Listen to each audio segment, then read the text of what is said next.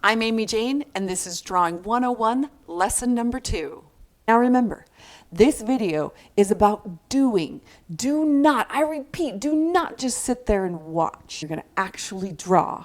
Now for this lesson, we're going to be concentrating on light and form.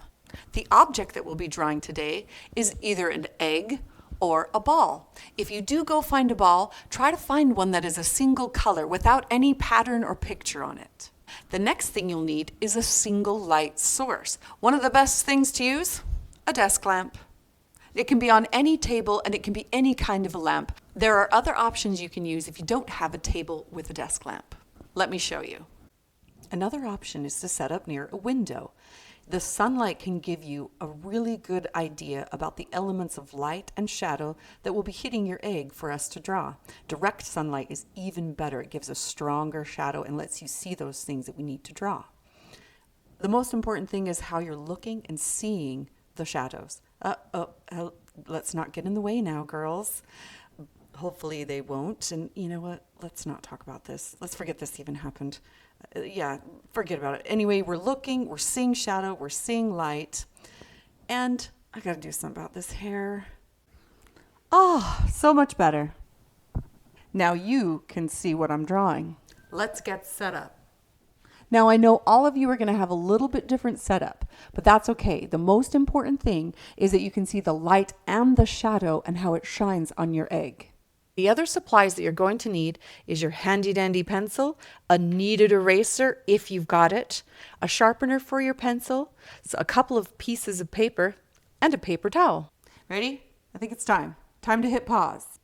Pause it, pause it, pause it. Did you pause? Go, go, go. As always, I'm going to give you a little warm-up. And today's warm-up concept has to do with shading. This is just an exercise, just a warm-up. So make some straight lines, and you're going to divide them into sections. We're going to make, I don't know, let's see. We have 1, 2, 3, 4, 5, 6 sections. 6 is just what came up. You can choose any number. What we're trying to grasp here is the concept of the white of the paper, and then it gradually goes to the darkest mark that we can make. Come in here and we'll make this section the darkest. And see how I'm using the side of my pencil, not the point, just the side. So this one's, we're making the darkest mark possible. And I'm just pressing, and I'm just gonna scrub that in, just scrub that in. And then the next section, I'm going to make it dark, but not as dark, a little bit lighter. And this is going to take practice, just like everything that I teach you and everything that we do is always going to take practice. It is very important. I am going to make these things look very easy, but you have to understand, I've been doing this for a really long time. So yours might not look like mine, but I guarantee if you did it 100 times, it would. Darkest to the lightest. So this one that I've made is not totally dark, but a little bit lighter than this one. The next one, the idea too, you really want to try to make it gradual. See, and maybe if I feel like it's not as gradual as I want it to be, then I'm going to make it a little darker. And I could even go in a different direction. Then we want to make sure this one's getting lighter. You're using less pressure, lots of less pressure. See, to me, it's looking like I'm probably going to have to add some boxes, but let's keep going. That one's a little lighter. Let's see if I can make this one. This pencil is hard to make it light. So this is where it gets hard. You really have to barely touch. And see, I wish it were lighter than that. I'm going to add another box of white to see if I can get this one to be just, maybe I do it in a cross-hatching way, but I want it to be gradual as possible. This one right here isn't as gradual as I like. Let's see what happens if I could try to erase it and make it. I just want to try to make it a gradient as gradual as possible, darkest to lightest. Try this exercise multiple times. Use that pause button again if you have to. So the main idea is to make sure you're going from lightest to darkest and the in-between to be as gradual as you can. It's going to take some practice. You're going to need to practice. Now let's go to the egg, but before we start drawing, let's briefly delve into what is actually happening to the light on the egg. Look closely and study your egg. At the very point there, we have the highlight. That'll be the brightest part of what you see. The next section is called the light mass. It's where the general large area of light on top of the egg. Next down, we have what we call the core shadow. The core shadow is darker and it separates the light from the other side. The other side is the shadow mass. This is the large area below, which is in shadow that is on the egg.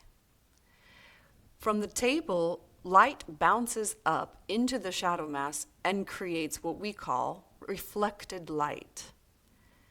At the very base of the egg, where it touches the table, is the darkest place, and that place is called the pit shadow. Right around the pit shadow is the cast shadow. That's where the shadow is cast onto the table by the egg. That'll be the darkest part. Now take a minute to squint. I want you to squint your eyes and study your egg and notice carefully the variations in how light it gets and how dark it is. And by squinting your eyes, it will simplify things and just pay attention to the lights versus the darks. Try to think about those sections of light and dark, and let's start drawing our egg. Here we go. Our light source is here, coming right down onto the egg. We're going to start by just laying in a general egg shape. This does not have to be perfect. The main goal and our main point today is to think about light and dark. So just a general egg shape as we go along to get us started. I'm going to use those loose techniques from the last lesson to just sort of lightly lay in a nice egg shape. And then solidify, making what I think is the good lines stand out, and erasing with my kneaded eraser the lines that may not make my egg look so good. Doesn't have to be perfect. Now, highlight point, the very brightest place on the egg that I see. And it's also very important to keep looking at your egg. Don't just look at your paper. You have to actually try to train yourself to see a little bit deeper and a little bit more. So glance at your egg on your table very often. So I'm noticing the little highlight point. Then my core shadow comes right around. I'm mapping in the general, what I see where that darkest part of the core shadow is. Now between the light mass, which I'm using the paper for my light, and the core shadow, I know that, and we studied before that the core shadow is darker. It's kind of like the darkest place. And due to that reflected light that comes off the table, it's going to be quite dark. So I can kind of lay in a nice dark there. And there is a transition between the darkest part of the core shadow to the lighter bit of the egg. And my egg's not white, it's a brown egg.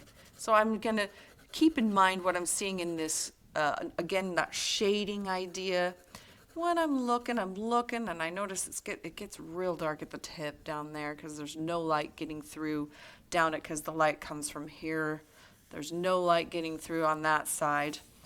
And I'm just trying to notice it. I notice a nice strong transition where the light is over here, and there's less of a transition over here. It goes more gradual, but right here it kind of is very a little bit more not gradual transition. What's the word I'm looking for? You see less of the in-between color on this side is what I'm trying to say. I'm going to get rid of my highlight so I can indicate it more with a shading, not a line. Remember, last lesson was line, but today it's more about shading. And I'm just sort of scratching and scrubbing, trying to make it light to the touch. And let there be that highlight right in the middle. I want that to be the brightest point. So now we're coming down into our core shadow. And we're darkening that up a little. And now we have our big shadow mask, which we're going to lay in. We can do it, use the side of our pencil. Lay it in nice and quickly. I'm not making it too dark at first because I'm trying to think about the relationships. I know that my core shadow here is a bit darker. I know that this is a big mass, but I'm seeing, and I've overshot it, I think, a little. Maybe not. I'm squinting because this reflected light does impact the underneath part of the egg. There's light coming up off of the table. So remember what we talked about, this pitch shadow, right? And I'm looking real close at this because this is going to be what makes really pop. I'm noticing the darkest place on the whole thing is right where the egg rests onto the table. And there's this nice little place, gravity's working at it, but it's all about the light and how it impacts what I'm seeing. So I'm laying in the darkest pitch shadow, and I'm then going to come in with the idea that there's a cast shadow. Again, I'm mapping in a general shape. I'm looking, I'm trying to see, I'm adjusting, constantly adjusting, just to look and to see and adjust. So I've got a nice, and I made a mistake here, and that's okay, it's good. Mistakes are good because then I can actually teach you something when I make a mistake. So remember, mistakes are our best teachers. So now I'm going to teach you something. When I started my drawing, I should have taken into consideration how far that cast shadow went, and I should have placed it over here. When you begin a drawing, try to take in the whole drawing and then figure out where you want it to sit on your paper before you start. By this time it's too late, so I'm just going to go with it. I'm not going to kick myself too hard. So I'm going with it, and just like our shadow mass, I'm going to quickly lay in the cast shadow, but I'm going to squint and I'm going to notice that the cast shadow is much darker than the shadow mass. And again, I'm just taking the edge of my pencil, but it's darker. And once I get these masses and these shades laid down, I can then start to adjust them because, again, it is all about relationships. This might look too light once I get all this dark in, or vice versa. It's just about adjusting and seeing, and you're not going to be able to see unless you're laying it in. Now, I need to sharpen my pencil. I have an HB pencil, which is a very soft graphite. And I'm at a point now where I need to sharpen it. And this may happen to you. Let's do that.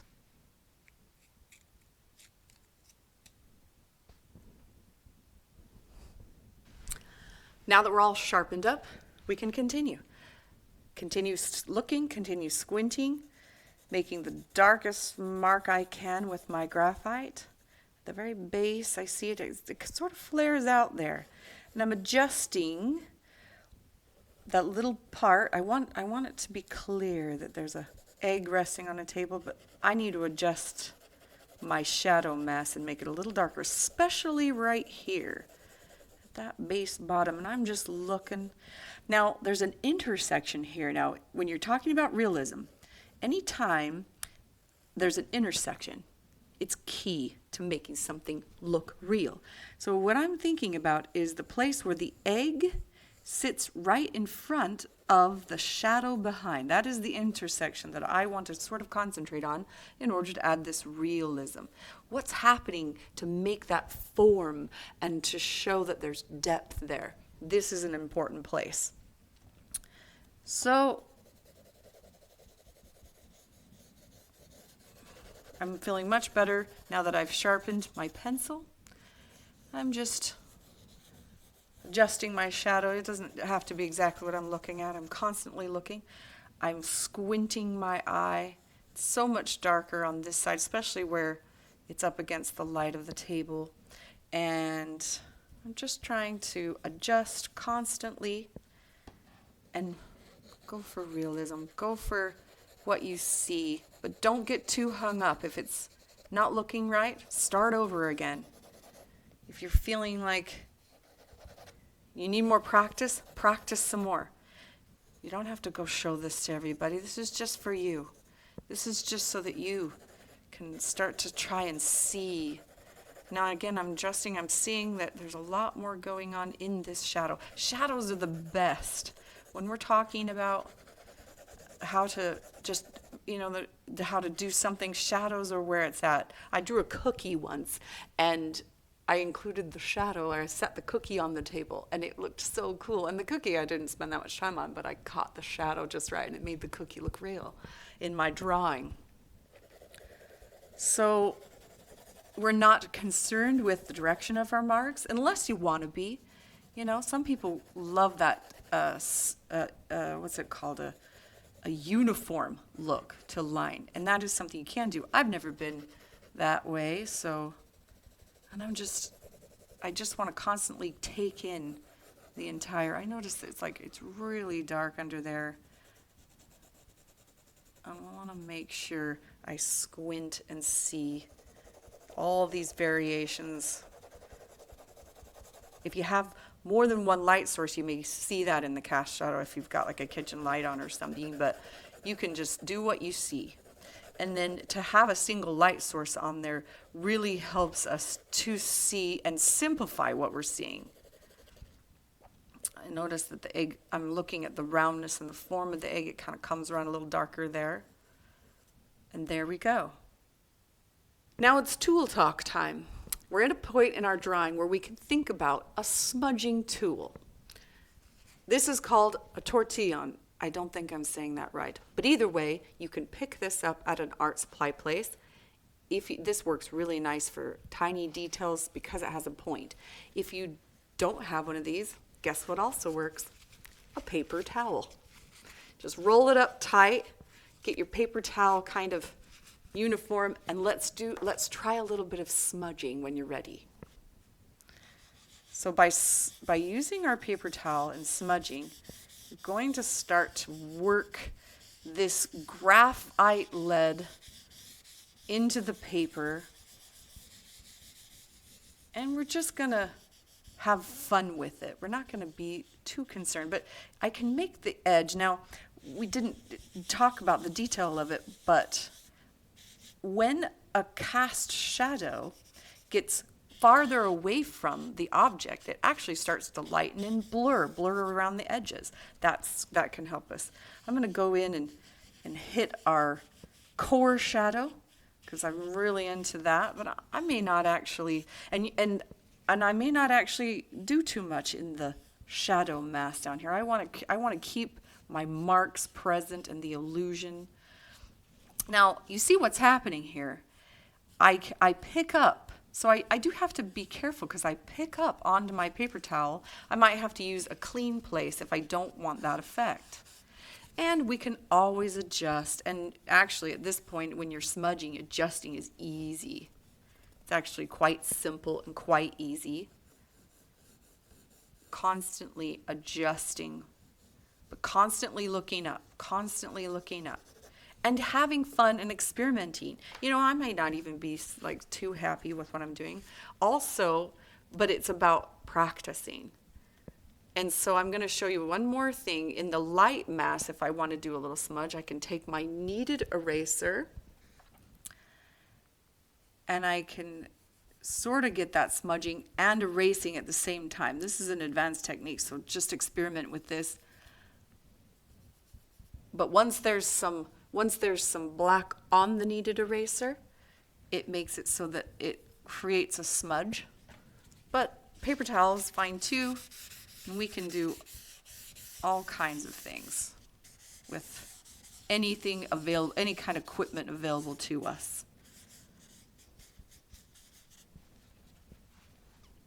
If I squint and I see, I notice this transition is too much.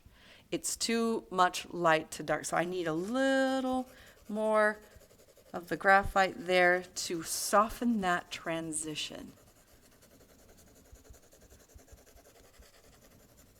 I hope that you're trying and not giving up. I hope that you're practicing. Remember, practice, practice, practice. Now I want a clean place in my kneaded eraser, right? And give it a good squish. And then that highlight really has to be the cleanest and brightest place. And we can accomplish that too by adding a lot more smudge technique. And sort of add it in, soften those transitions, and then hit it with the eraser to make that brightest white of the paper highlight right there. Okay, well, I hope you're having fun. Really, that's the most important part. And I know that I could do this like at least 5 more times. Don't give up. Keep training your eye and just have fun with it. Now, before we part, I'd like to leave you with an artist. This artist is named Katie Kowitz. Katie Kowitz's drawings are beautiful. She's one of my favorite drawings. And although they're very tragic because she was impacted by both World War I and World War II, her attention to form and shading is miraculous. It's those intersections that I talked about before, where there's 2 people embracing, and it's the place where their skin is touching that she gives such attention to, and it just comes to life. She studied the exact same things that we're studying today. She was one of the first women to be accepted into the Prussian Academy of Art. Check her out. And until next time, have fun drawing.